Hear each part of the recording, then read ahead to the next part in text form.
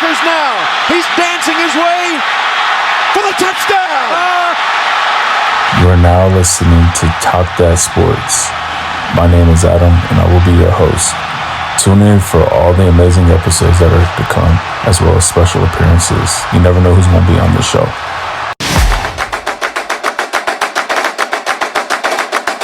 Welcome back to another episode of Talk That Sports podcast, where we just talk that sports, baby. Today, I have a guest. His name is Ian Wheeler. He is a running back from Howard University. And if you're not aware, Howard University is a historical Black college. And that's really how I found Ian, is looking up, historical Black college players. And I seen that Ian was one of the top players in his conference. And here we are today. I got Ian hopping on before he gets ready to hit the draft and hear his name called in about a week. Yeah, that's the plan. Pleasure to have me on. I appreciate you giving me a platform to talk about myself and my career. For sure, man. I did my research. I'm more of a Pac-12 kind of guy. I'm a Husky fan, as you can see from Washington. But man, I just love to hear people's careers, see what they bring and things like that. So I want to take a little bit of time before we jump into that and really get to know you, the things that you like, and even let the listeners hear that. How's that sound? That's good with me. Perfect, man. So growing up, I'm sure football obviously has been a big part of your life. And as a running back, who would you say has been like where you kind of modeled your game from, or even some of your top favorite players in the league, college, so on and so forth? Well, growing up, I watched pretty much strictly NFL ball. I didn't watch any college football until I got to high school, because I was just like, why would I watch that if I could watch the best players play? So Sure. Coming up, it was a lot of my favorite running back was Adrian Peterson. Love the way he played. Really fantastic athlete. Very violent runner, very fast guy, just like all around. When you're looking for a downhill runner, someone that's gonna break the game, him.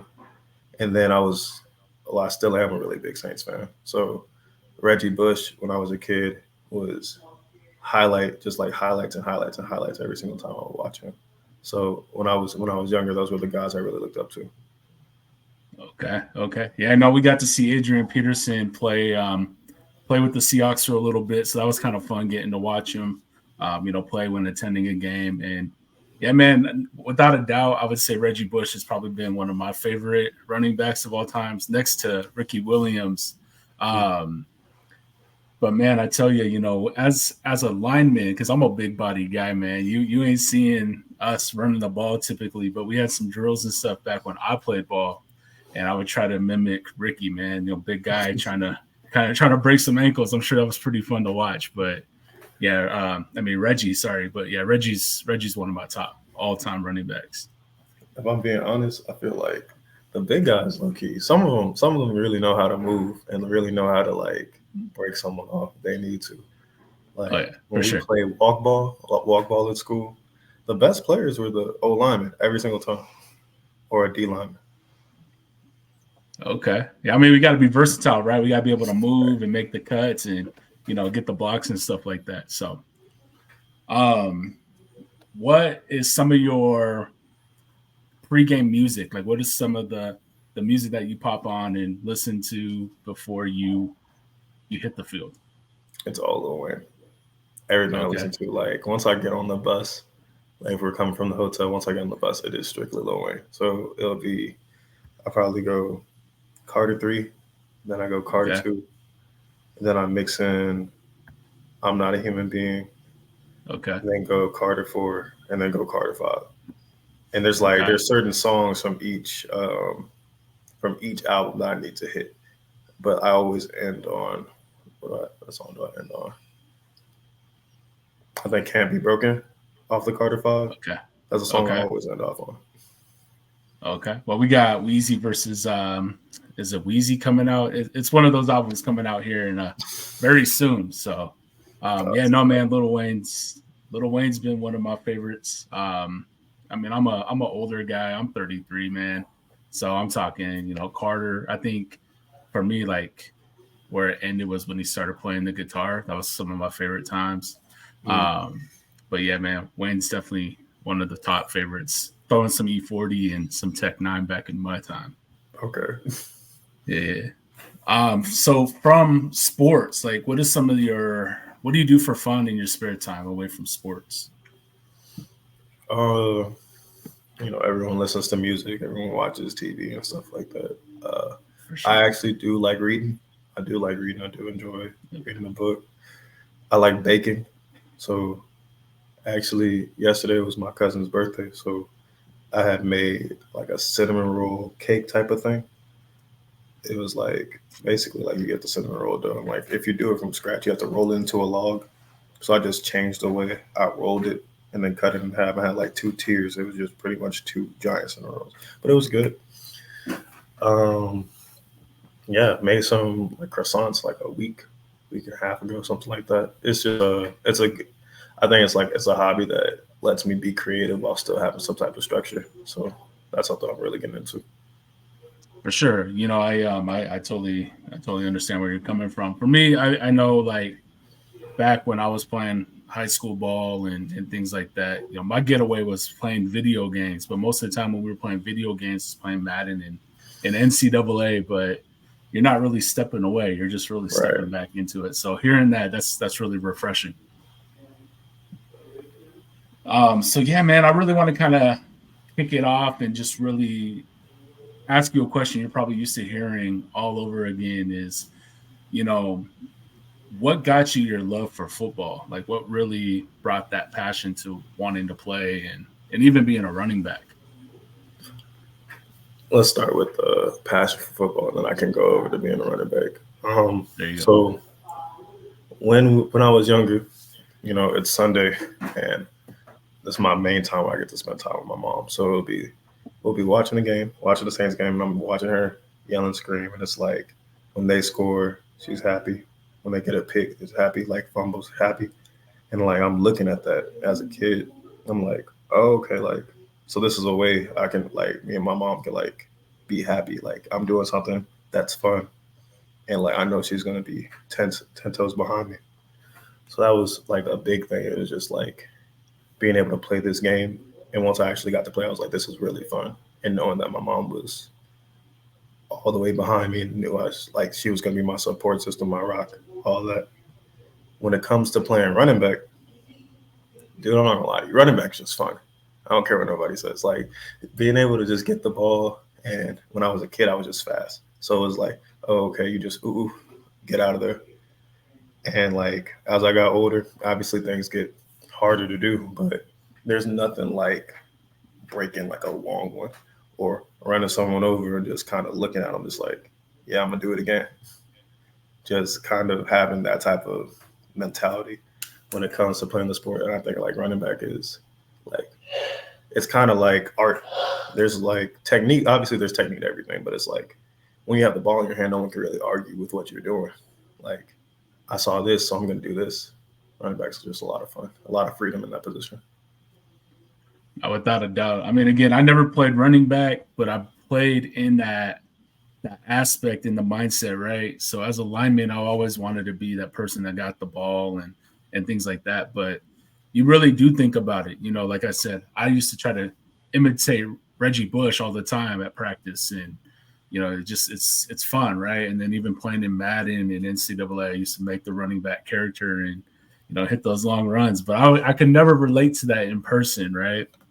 But I was watching some of your highlights, right? And I seen you break a 60-yard run against Delaware. What was going through your mind at that time? Do you remember that? Yeah, that was what was that? I guess 2 or 3 seasons ago. So that play, we were down. Like so, at that point, I was kind of like just the lead back. I think the other back had he was out. I think he had like a stinger or something like that. So it was really just me at that point. So running the ball, like things are going, like receiver can run the ball and they call certain plays outside zone to the left with the extra tight end to clean up the alley. As soon as I get the ball, I see everything's blocked up, like the tackle reach, got his guy, wide receivers are blocking on the edge, tight ends coming around. I'm like, oh, okay, so if he just puts his hand on somebody, we're good. As soon as he gets his man, as soon as he blocks his man, I break off him. And then it's me one-on-one with the safety. He stopped his feet. So as soon as he stopped his feet, I was like, oh, okay, I can do whatever I want. So I cut inside, and then I'm just gone. And no one on the field's going to catch me. Like, a guy looks like he's close at the end. I want it to be very clear. I slowed up because I knew I was getting the touchdown. I was getting the end zone. So, that was really exciting. And then, like, to be able to put my team in a position like that to go win the game, like to tie up the game, that was fun. That was major. Definitely. No, and I mean, granted, man, you got a lot of highlights out there. That was just one that I got to catch first. And yeah, man, I just seen that. I was like, okay, as somebody that's a Seahawks fan, we've had so many running backs come in and, they either excel or they don't. And I mean, we just seen so many get recycled, right? I think the best times were with Sean Alexander and Marshawn Lynch, but we got Kenneth Walker, and we're hoping to see him do things, or Zach Charbonnet. And I mean, we got a trio at running back. So it's cool to see that. But you possess a lot of skill sets, man. I see you in there blocking. I see you catching the ball. You got the speed and agility. Honestly, man, you're what the Lions, the Chiefs, the Rams would even, that's the kind of skill set that I see fitting in those kind of organizations. But man, it's a skill set you don't really see with a lot of people being able to do all of that at one time, right? Right. Yeah. So your abilities to make plays when it seems like you're wrapped up. I also seen that where you're still moving your feet and carrying. That's kind of like the Adrian Peterson side of things that you were telling me about.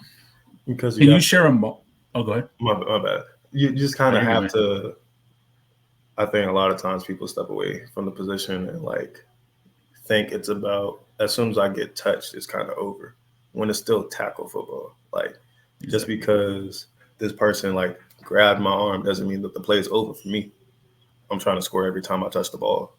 So that means I have to carry 5 people into the end zone. I'm going to carry 5 people to the end zone. Without a doubt.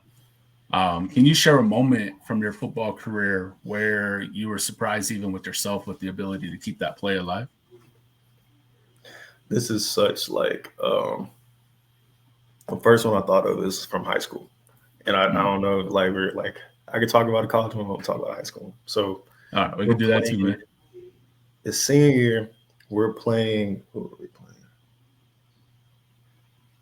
Dude, oh my gosh, it was crazy because we had played our crosstown rival, and then we went to play. I forgot the name of the team, but I remember the game. It wasn't Pasadena. It was some team, but we were playing them, and like I'm cutting up. I'm just having a day. First touchdown I score. The dude, it gets called back, but I'm going to tell you why. So we have inside zone to the right. I'm patient, get outside. Cornerback grabs my whole face mask and like is trying to pull me down by my face mask. I slip out my helmet, get in the end zone. Whole crowd is like, their side's dead. Our side's crazy. Like they just went like, oh, he's different. Obviously, in high school, when you lose your helmet, like the play is over. But it was just like that mindset kind of like showed people what I was about. And like for the rest of the game, they didn't want to hit me. It was just that's probably like my favorite highlight from high school. It was actually insane. But from college, it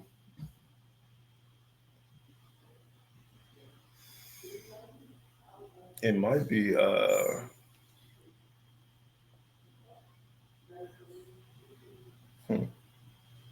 it might just be Robert Morris, like kind of like this whole like the whole Robert Morris game, because it was outside of like maybe like 2 or 3 plays. they couldn't tackle me. It would take like 4 or 5 people to tackle me, or I'll have like 3 or 4 missed tackles, and then I'm going down, or I run out of space on the sideline or something like that. There was never just, oh, you're going to meet me right here and you're going to stop me outside of like 2 or 3 plays. So that's my answer. I bet you felt unstoppable at that time too, huh? Yeah, no, because like, man, the game flipped. Like, shout out to my return team. I caught a kickoff, took it back, and then like the whole course of the game just changed because it was like it felt even because we weren't doing what we were supposed to do, and they were just capitalizing when we didn't do our jobs. But like as soon as that happened, it was like the game was sealed. Like, oh, okay, like this team's different, and it definitely felt different. We ended up winning the championship this year. So there you go, man. There you go. So before our episode, man, we had been talking, and I told you I was going to bring you a different experience than what you were used to in some of your other interviews. And I had watched some of those before this one. I never heard anybody ask you some of the questions I'm about to ask. So Howard has often been referred to as the Harvard of historical Black colleges, right? Yeah. So what does it mean to you representing Howard University as you enter the NFL draft, or even just in general in your everyday life? It's definitely something to be like a Howard man, because the name carries weight, especially like there's a handful of HBCUs that people really know. It's Howard, Morehouse, Spelman, and then maybe like EdCat or something like that, just depending on how much you know ball. So just knowing like what all goes into going to Howard, like the fact that it's the Mecca and like all these high, like top of their field people. Like we have some of the best writers, some of the best actors, actresses. The VP went to Howard. So it's like, with all those things being said, it's not like necessarily a chip, but it's like, yeah, I'm just as capable as everyone else. So yeah, like when it comes to that, just knowing that and just putting my best foot forward, because I do recognize that I am part of a greater legacy and institution. And I like to push a narrative that it's one of the best institutions in the country, if not the world. Most definitely. I actually have met somebody recently, and she went to Howard, and she mentions it all the time. And so no, it's cool, man. And I've heard of like Spellman from like the movie ATL, but now here as an adult, I know a lot more about it than in a movie. So, so when it came to like recruiting and stuff, what schools looked at you at the time? Do you remember? And what made you choose Howard? Was it for some of the same reasons that you had already explained to me? Okay. So when I was coming out of high school, just because of the nature of living in Texas, there's a lot of schools, a lot of people play football. And I live in Houston, where there's a lot of people, like one of the most populated cities in the country. So people don't know this, but a lot of states, they mix their private and public schools when it comes to competition. Texas doesn't do that because there's so many of both. So it's like they're in different leagues. There's enough schools that there could be different leagues. So it's not just UIL, it's UILs, TAPS, SPC, all these other leagues. So that being said, I didn't necessarily have the same platform that some of these other schools did, just because my school wasn't known for putting out football players at the time. It was known for putting out like baseball players and swimmers and stuff like that. So I didn't get a whole lot of buzz because of the people we played and the fact that my school just wasn't a big time school that people were like looking into. So I got a lot of D3 interest. I got interest from like Southwestern, Trinity, a couple of schools like that. I spoke with the Trinity head coach. His name's Jeremy Urban, great guy. Actually played for Seattle. And when I spoke to him, I asked him basically like, do you think I should, like, I'm a Division I talent. Like, do you think I'm being, like, if I come here, not to say that you can't teach me, but it's like, do you think the competition is going to be what I need? to like really thrive? Like, do you think I should be somewhere else? And he told me honestly, like, yeah, like you're a Division I talent, and I'm just trying to like, obviously I can teach you because I played in the league and I went here, but yes, you're a Division I talent. So I told him, I was like, okay, well then respectfully, I'm gonna bet on myself. So I've been in contact with some of the coaches at Howard at that point, and I told them, I was like, yeah, I prefer, like if I can walk on, I'd appreciate that. They gave me a preferred walk on spot, and the rest is history. There you go. That's crazy, man. And I think, for me, from my school back at the time when I was in high school, man, class of 08, that's how old I am. But my school, man, we would go, 0-12 and things like that, man. It was bad, but I had a couple D2 offers, never took them, never really had like the support growing up and things like that. So, I could totally understand that. But I want to kind of circle back around. You said, you mentioned a lot of huge, some names that have represented Howard as well. We're talking actors, but some of those huge names are, RIP, the Chadwick Boseman, you have Anthony Anderson, Taraji P. Henson, some to just name a few.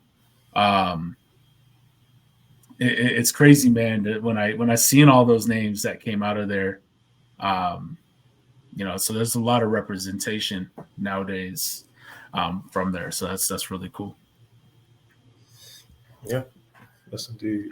Felicia Rashad, Ta-Nehisi Coates, Toni Morrison, obviously Kamala Harris, Antoine Bethea. I could just like I can rattle some people off. Just really important people to their fields. For sure. So I want to kind of touch up on some college and kind of dive into like some NFL side of things. Although you are getting ready to go into it.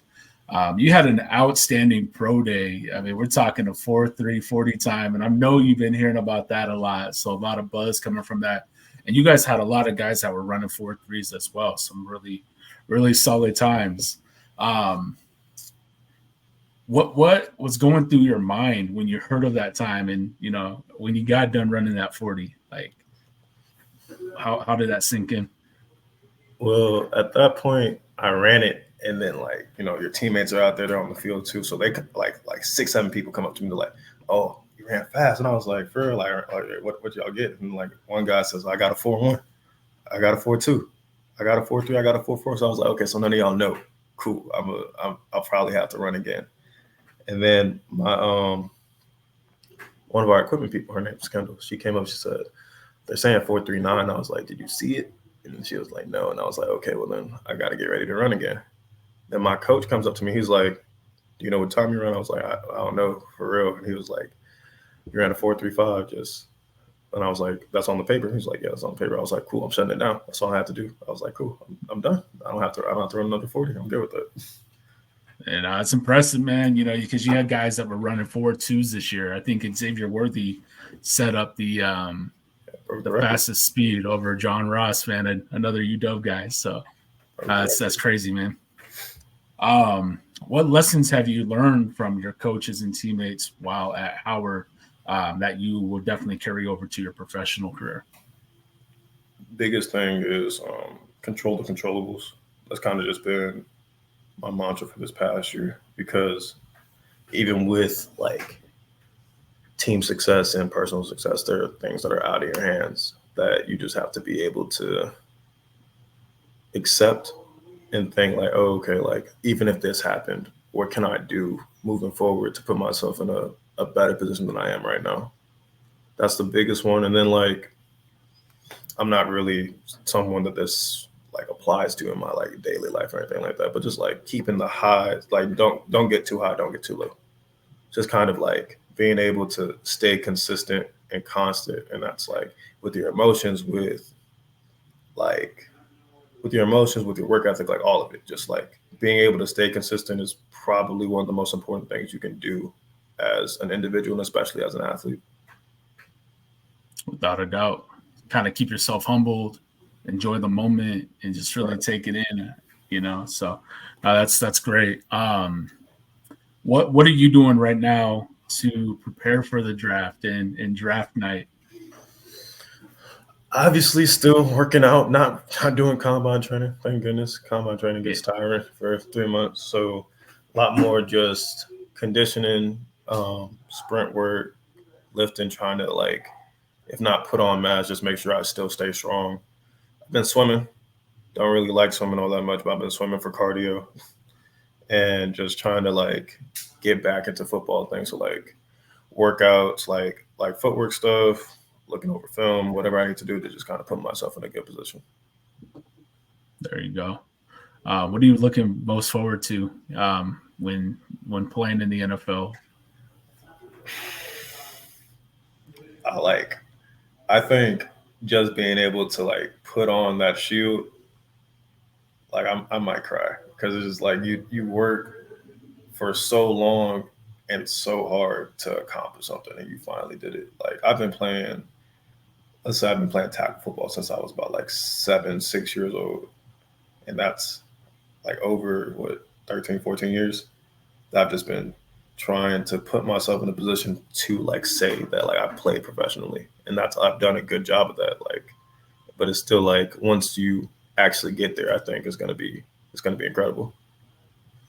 No, without a doubt, man. I mean, that's the dream a lot of us ball players look forward to, man, is playing professionally, and you're very much close to doing so. And yeah, man, my hat's off to you, because I know Texas, they probably don't take it easy on you guys when it comes to playing ball. It's eat, breathe, sleep football, you know? Right. It definitely gets a little crazy sometimes, especially in Little League. Little League is when it gets crazy. Oh, yeah, without a doubt, man. So I'm going to conclude it here, man, because I want you to be able to enjoy your weekend and, just, lay low a little bit before everything starts becoming such a reality. So I got a couple more questions, but what message would you like to send to the fans of the team that drafts you and even the supporters at Howard University as you embark on this next journey or this next chapter in your career? For one, I'm going to say thank you for the support in the past, and thank you for the support that's going to come in advance to the people who don't know me yet. Know that you're going to be meeting someone or cheering for someone that works hard, that knows ball, that's a person of high character, and someone that ultimately I just want to win.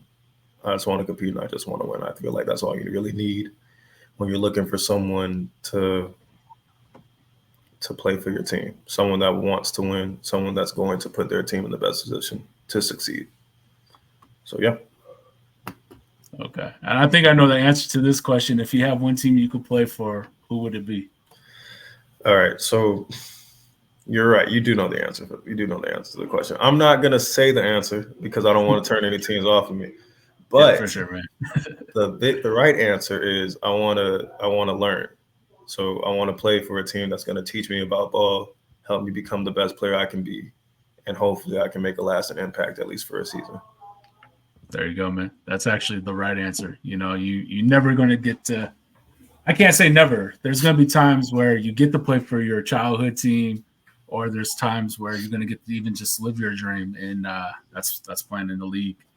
But I want to round it out, man, with who is Ian Wheeler? I mean, we talked football side, but who is Ian Wheeler? Let's answer it in the third person. Ian is a son, first and foremost, an older brother, someone that's honest, someone that's generous, someone that cares, someone that wants to be the best at what they do, someone that is willing to work to try to be the best at what they do, and someone that's, even when they fail, they'll get back up. That's Ian. There you go. Well, I want you to definitely plug your socials if you would like. That way everybody could follow you on your journey, man. I'm telling you, I watch the NFL draft. We watch every day, so I'm waiting to hear your name, man. And not saying it because you're on my show, but I'm definitely rooting for you. Hopefully get to catch you as a starter and maybe sometime playing in Seattle against our team and whatnot. So maybe so. Yeah, y'all can follow me on Instagram. Do you want me to, like, type it in somewhere, or do you want me to just say it? Oh man, you can go ahead and say. I'll put it down in the description too. I am _Wheeler, the same way as my last name. Change the N to an M. That's it. Y'all can follow me on there. There you go, man. Well, I appreciate you coming on. I know you've been doing a lot of episodes with folks, and hopefully you have fun with this one. And we'll definitely have to be in touch, man, as you keep going. And I can't wait to watch you play, man. Definitely a lot of fun. I appreciate you, Mr. Allen. Yeah, this definitely enjoyable, and I appreciate you letting me use your platform. For sure, man. For sure. Well, hey, man, you have a great rest of your weekend, and we'll chat soon. Thank you.